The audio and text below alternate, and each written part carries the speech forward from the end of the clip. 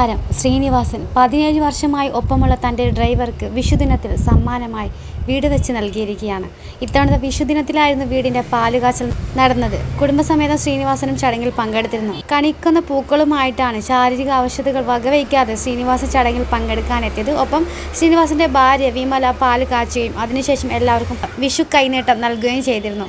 എല്ലാ സന്തോഷവും സമാധാനവും ഐശ്വര്യവും ഉണ്ടാവട്ടെ എന്ന് ആശംസിച്ചുകൊണ്ടാണ് വിമല ചടങ്ങുകൾക്ക് നേതൃത്വം കൊടുത്തത്. പയ്യോളി സ്വദേശിയായ ഷിനോജാണ് ശ്രീനിവാസൻ്റെ സാരഥിയായിട്ട് ഇത്ര വർഷം ഉണ്ടായത്. പുതിയ വീടിൻ്റെ സന്തോഷം ഷിനോജ് മനോരമ ഓൺലൈനുമായിട്ട് പങ്കുവച്ചു. 17 വർഷമായി ഞാൻ സാറിനൊപ്പമാണ്. കുറേ കാലമായി അദ്ദേഹം എന്നോട് വീടിനെക്കുറിച്ച് പറയുന്നു. ഞാൻ വേണ്ടെന്നാണ് എപ്പോഴും പറയാറുള്ളത്. ഒടുവിൽ വിനീതേട്ടൻ പറഞ്ഞു, അച്ഛൻ സന്തോഷമായ ഒരു കാര്യം ചെയ്തു തരുന്നതല്ലേ, വേണ്ടെന്ന് പറയരുതെന്ന്. അങ്ങനെയാണ് വീട് വയ്ക്കാനുള്ള കാര്യങ്ങൾ തുടങ്ങിയത്. എന്നോട് ഇഷ്ടമുള്ള സ്ഥലം കണ്ടെത്താൻ പറഞ്ഞു. അങ്ങനെ കണ്ടെത്തിയ സ്ഥലത്താണ് ഇപ്പോൾ വീട് വെച്ചതെന്ന് ഷിനോജ് പറയുന്നുണ്ട്.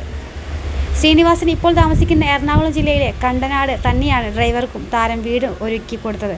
മകനായിട്ടുള്ള ധ്യാൻ ശ്രീനിവാസനും ഭാര്യയും മകളും അച്ഛനും ചടങ്ങിലൊക്കെ പങ്കെടുക്കാനെത്തിയിരുന്നു.